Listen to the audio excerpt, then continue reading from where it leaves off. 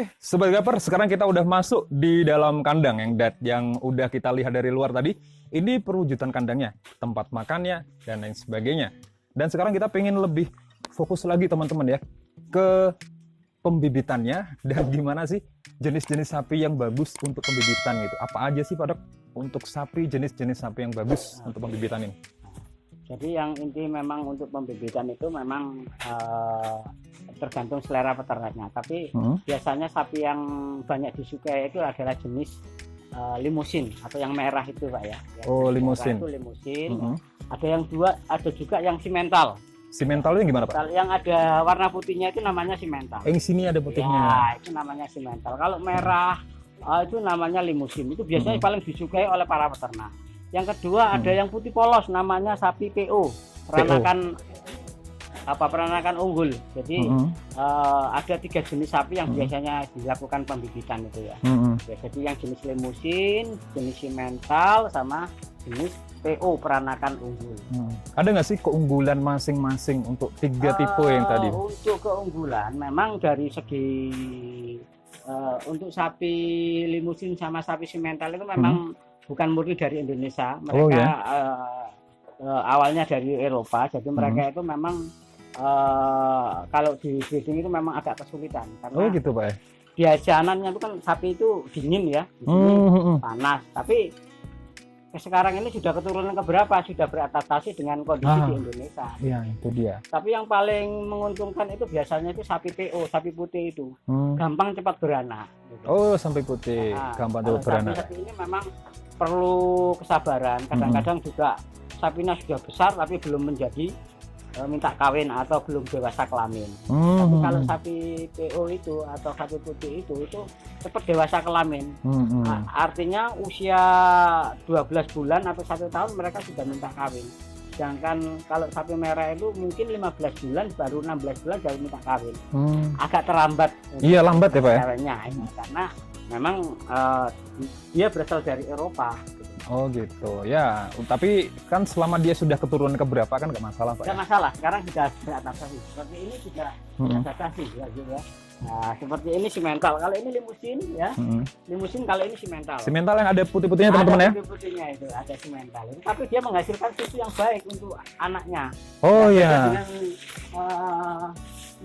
limusin ini memang untuk kapasitas susunya nggak begitu besar. Oh gitu ya, jadi mungkin susunya nggak begitu banyak gitu. Sedangkan kalau simental memang ada turunan untuk sapi indukan yang bagus gitu ya, jadi dia menghasilkan susu untuk indukan lebih banyak. Kalau susunya terambil lebih banyak, indukannya insya Allah indukannya itu akan cepat besar gitu.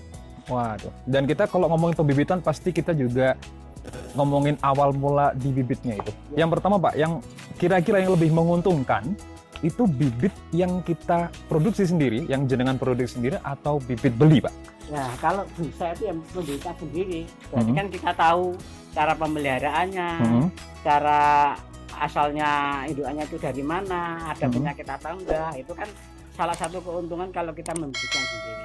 Tapi kalau kita memang memulai dari awal ya nggak apa-apa, kita beli tapi harus dengan ciri-ciri yang nanti kita terangkan ya. Ciri-ciri indukannya gimana gitu loh. Jangan sampai kita langsung beli aja indukan tanpa mengetahui ciri-ciri yang baik ya. Nanti akhirnya setelah melahirkan tidak sesuai yang diharapkan. Jadi nanti ada kita terangkan ciri-ciri bagaimana sih indukan yang baik itu. Nah, nanti kita ada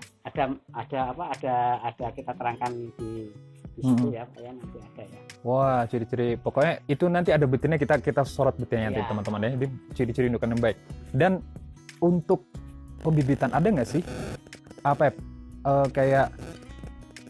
pembibitan dan untuk indukan yang sering kawin itu berarti paling lebih produktif Pak ya? Iya. Jadi artinya yang dinamakan dengan keberhasilan dalam suatu pembibitan itu adalah target 1 tahun sekali beranak, itu aja. Jadi kalau 1 tahun itu sudah beranak setiap tahun, berarti itu dikatakan sudah berhasil ya. Karena masa kebuntingan di sapi itu kan 9 bulan. Sedangkan ada masa 3 bulan itu untuk menyusui pedet. Nah, setelah 3 bulan pedet itu disape, nah betina ini bisa dikawinkan lagi.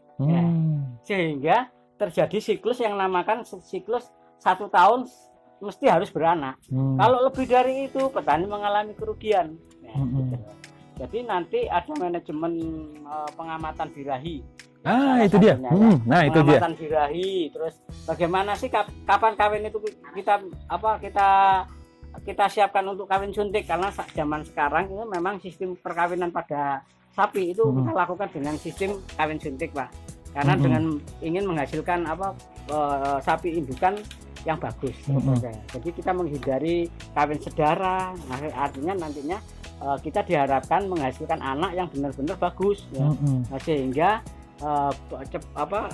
nanti diharapkan tingkat perkembangbiakannya itu semakin maju. Sehingga populasi sapi semakin banyak. Nah, bahkan petani aja ya teman-teman ya, pembudidaya sapi, peternak sapi saja memperhatikan yang namanya sedarah dan enggaknya lah, Pak. Iya, karena itu sangat berpengaruh sekali, Pak ya. Kenapa kok kita menghindari perkawinan sedara? Mungkin di ilmu-ilmu agama Islam juga sudah diterangkan bahwa itu nanti terjadi incest. Incest itu artinya kalau perkawinan sedara dikhawatirkan turunan yang jelek itu akan keluar. Oh iya, incest. Menghasilkan pedet yang kualitasnya rendah. Lah itu yang kita hindari ya. Makanya dilakukanlah persilangan turunan dengan program kawin suntik gitu, Pak. Wah iya. Jadi itu memang kawin suntik itu kalau orang awam, wah ini kok banyakkan kawin suntik, apa lahannya kurang atau gimana, apa lo peluang luas ya, ternyata salah satunya juga menghindari incest itu, Pak ya. Wow gitu. Dan untuk masa birahi sendiri berarti jenengan ada tim sendiri untuk mengamati masa-masa birahi dari sapi sendiri ya. Biasanya pegawai itu kalau pagi sama sore itu kan ngasih makan.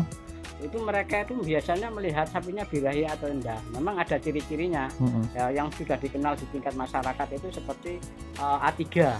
A3 itu apa?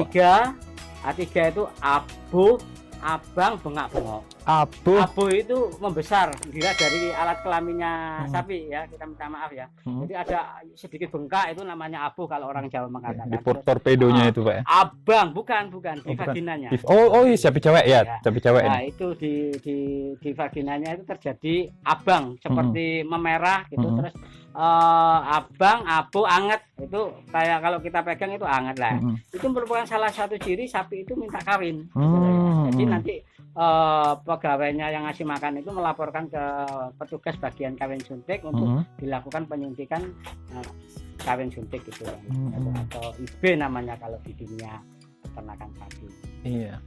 Dan kayak memperhatikan riwayat dan silsilah sapi, apalagi kalau sudah dibibit sendiri pasti tahulah riwayat dan silsilahnya, itu kan berarti penting banget, Pak ya, untuk menghindari. Bahkan kalau kawin suntik sendiri, Pak, itu apakah bisa nggak sih kalau sedarah itu? Enggak ya, Pak? Oh, nggak mungkin. Nggak karena mungkin, memang ada proses pembagian sendiri yang diatur oleh pemerintah. Jadi misalnya sini pabriknya yang ada di Singosari ya. Jadi khusus untuk melayani Jawa Timur. Ada pabrik namanya Balai Inseminasi Buatan, dia memproduksi sperma sapi. Ya nanti dibekukan, nanti diedarkan di wilayah tertentu. Gitu ya. Misalnya untuk Singosari diedarkan di wilayah Kediri sehingga tidak terjadi persilangan sedara, menghindari persilangan sedara. Jadi tiap mesti ganti bapaknya, ganti terus. Ya, kalau satu indukan ini nggak mungkin misalnya saat ini dikawin dengan bapak A, ya periode berikutnya dikawin lagi nggak bisa. Iya, jadi harus pensiun dini, Pak ya. Harus cepat dipensiunkan supaya tidak terjadi hal-hal yang tidak diinginkan. Namanya inbreeding, kita inbreeding, perkawinan sedara. Wow. Dan di sini teman-teman kita bisa lihat sapi yang jenisnya betul-betul unggulan, Pak, untuk pembibitan ya. Nah ini Sobat Gaper, sekarang kita pengen langsung nyari tahu dan langsung bertanya ciri-ciri indukan yang baik langsung ke Pak Dr. Arif. Oke, di belakang kita nih teman-teman lihat sudah, ini adalah bibit yang unggul yang akan dijelaskan oleh Pak Arif. Pak, kira-kira nih ciri bibit yang unggul seperti ini kan kata jenengan tadi ini yang unggul nih. Jadi apa aja sih, Pak, ciri-ciri yang ada di sini tuh? Nah, sekali lagi kita kan tujuannya itu kan dari pembibitan untuk menghasilkan anak yang baik. Jadi kita carikan sebuah indukan sapi yang separuhnya itu ada turunan dari limusin, separuh sapi PO atau sapi Jawa, sapi putih. Ini merupakan perpaduan antara simental dengan sapi PO atau sapi Jawa. Kenapa kok kita harus memilih seperti ini? Satu yang telah saya terangkan tadi bahwa ini adalah mudah beranak sapi seperti ini. Sangat mudah beranak dengan ciri-ciri badan yang sangat simetris. Jadi tidak terlalu gemuk, tidak terlalu kurus. Jadi artinya dia memiliki fungsi memiliki fungsi sebagai reproduksi yang sangat bagus dengan badan yang sangat proporsional ya, terutama di posisi di ambing. Ambing itu apanya, Pak? Ambing itu adalah puting susu. Oh, puting susu. Jadi yang simetris yang sangat kelihatan ya. Jadi intinya nanti kalau diharapkan setelah melahirkan anak, susunya yang dihasilkan itu banyak sehingga anak itu cepat besar. Berarti umur 3 bulan itu langsung disapi. Jadi induknya itu bisa dikawinkan lagi. Oh, jadi anak kalau udah umur 3 bulan langsung sapi ya, induk bisa dikawinkan suntik lagi sehingga menghasilkan anak lagi. Akhirnya tujuannya dalam 1 tahun beranak 1 kali itu tercapai. Oh, kadang-kadang gitu. ada yang peternak yang sampai 2 tahun baru beranak 1 kali ya, itu akhirnya terjadi kerugian, Pak. Itu faktornya apa sih, Pak? Kok bisa? Faktornya kadang-kadang mereka juga terlalu lama memberikan sapinya itu menyusui terlalu lama.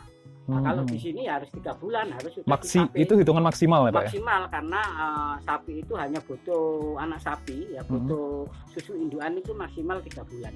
Setelah itu dia rumennya atau pencernaannya sudah sangat sempurna sehingga bisa mampu mencerna rumput dengan baik.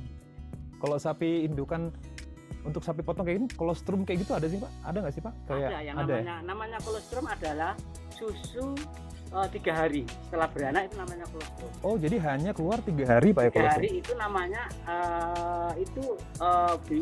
merupakan salah satu obat daripada anak sapi. Karena di susu kolostrum 3 hari itu bisa memberikan kekebalan atau imunitas terhadap anak sapi sehingga anak sapi itu nantinya itu benar-benar terhindar dari penyakit-penyakit yang sangat di sekitar.